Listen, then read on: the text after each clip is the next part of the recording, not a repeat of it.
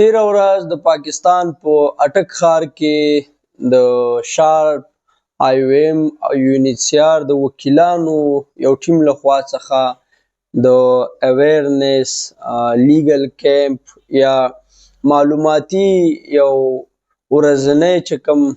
ناسته وه هغه ترسره شوه.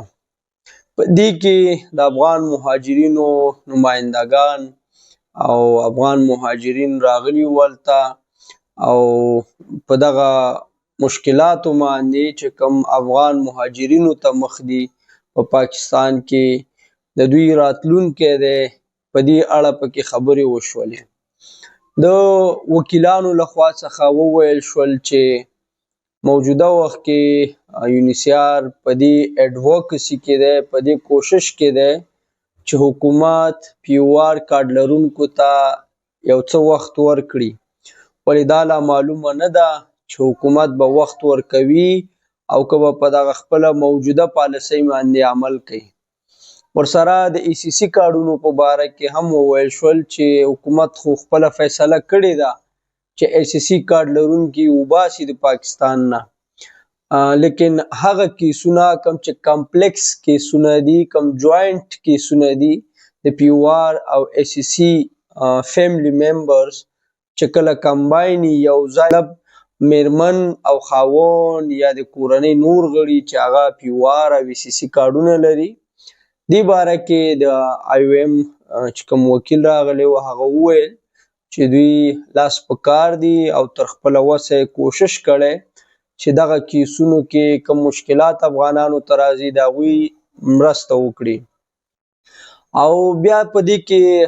په مختلفو مسایلو باندې خبرې وشولې. دا غوښتنه هم وشوله چې باید افغانان کوشش وکړي چې خپلې سرمایې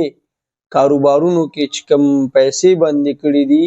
هغه خپل کنټرول کې وساتي. مطلب که سبا حکومت پالیسي سختۍ او ووایي چې یاره موږ افغانان وباسو، نو چې دوی ته بیا د خپل کاروبار په راټولولو کې مشکلات نه وي. البته که څوک غواړي چې خپل کاروبار ته ادامه ورکړي او یا یو څه وخت پکې مصروفه دی، نو کولی شي چې پاسپورټ جوړ کړي او ویزه ترلاسه کړي. نو که چیرې د سره ویزه وي د کاروبار ته به څه مشکل نه راپېښېږي، ځکه دی کولی شي قانوني دلته په پاکستان کې واوسېږي. او ورسره هغه افغان مهاجرین چې کوم افغانستان ته ځي او هلته هغوی ته مشکلات راپېښېږي، یا مثلا د لارې کرایه ده یا په تورخم کې د چکن په وخت کې دوی ته کوم مشکلات راپېښېږي، هغه د افغان مهاجرینو له طرفه دوی ته وویل شول او هغوی ځان سره نوټ کړو تر څو خپلو مشرانو ته یې ورسوي. نو دوستانو په دغه ناسته کې په دا شانې مختلفو مسایلو باندې خبرې وشولې او UNHCR وخت په وخت دا ویلي دي چې دوی فنډینګ او ټیکنیکل چې کوم برخه ده په هغې کې د حکومت مرسته کولی شي، ولې پالیسي میکرز چې کوم دي، طرحه جوړونکي چې دي، هغه د پاکستان حکومت دی. او په دې باره کې UNHCR هم زیات فشار په دې وجه نشي اچولی چې کله دوی حکومت نه دا غوښتنه کوي چې یا دا خلک مشکلات لري یا دوی مه شړئ، حکومت همدا خبره کوي چې تاسو ته زموږ د نوې پالیسۍ خبر نشته دی، د رسنیو له لارې نه خبرېږي چې زموږ څه پالیسي ده. نو دا مشکلات شته دي دوستانو، حتی په دې برخه کې چې کله د خارج نه جنوا نه هم د UNHCR چې کوم ټیم راځي، مشران راځي، هغوی سره دا مسایل شریک شوي دي او وخت په وخت په دې باندې کار شوی دی. ځینې وخت یې لاسته راوړنې هم لرلې دي، ځینې وخت کیدی شي له مشکلاتو سره مخ شوي. له بلې خوا په نړیواله سطحه چې کوم دی UNHCR له مالي مشکلاتو سره هم مخ دی. د امریکې له خوا نه چې کوم فنډینګ ورکول کېدو هغه بند شوی دی. نو طبیعي خبره ده چې په ځینو برخو کې مالي مشکلات شته دي، ولې بیا هم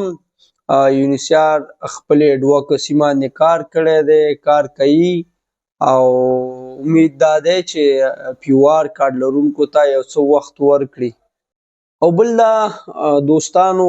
موږ او تاسو دلته په پاکستان کې 30-40 کاله عمر تیر کړی،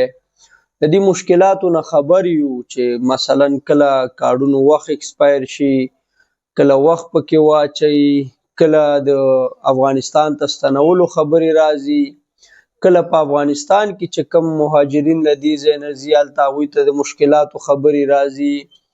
ولې یو شي ته باید موږ او تاسو هم پام وکړو چې دا ټول چې کوم شرایط دي دا په حالاتو پورې تړل شوي دي.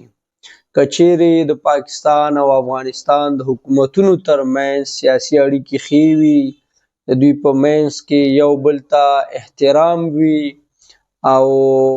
یو د بل په مشکلاتو سره خبرې وکړي، یو بل سره درک کړي، نو دا په هر وخت کې کولی شي چې د افغان مهاجرینو مسایلو ته اسانتیاوې پیدا کړي. ولې که چیرې د دواړو هیوادونو حکومتونه سره سیاسي اړیکو کې کمزوري وي، د دوی په منځ کې سیاسي تګ و راتګ کم وي، ناستې کمې وي، نو بیا بې اعتمادي په منځ کې پیدا کیږي او د یو بل مشکلات سره نشي درک کولی او دا د دې باعث کیږي چې په دواړو هیوادونو کې ولسونو ته مشکلات پیدا شي. مثلا دلته پاکستان کې مهاجرینو ته مشکلات، هلته په افغانستان کې دا د ویزو مسایل دي، یا په پوله باندې د دواړو هیوادونو په منځ کې تجارتي معاملات دي، امنیتي مسایل دي. نو دا ټول چې کوم دي دا د دواړو هیوادونو تر حکومتونو پورې تړل شوي دي او امید دا دی چې په نږدې راتلونکو کې د دواړو هیوادونو چارواکي دغه د ولسونو مشکلات سره درک کړي او دیو ته د حل لارې ولټوي. او دا هم انشاءالله امید شته دی چې اختر نه بعد دا د افغان مهاجرینو چې د کوم پیوار 30 جون وخت دی د دې ایکسټنشن په باره کې یو ښه خبر راشي. مننه.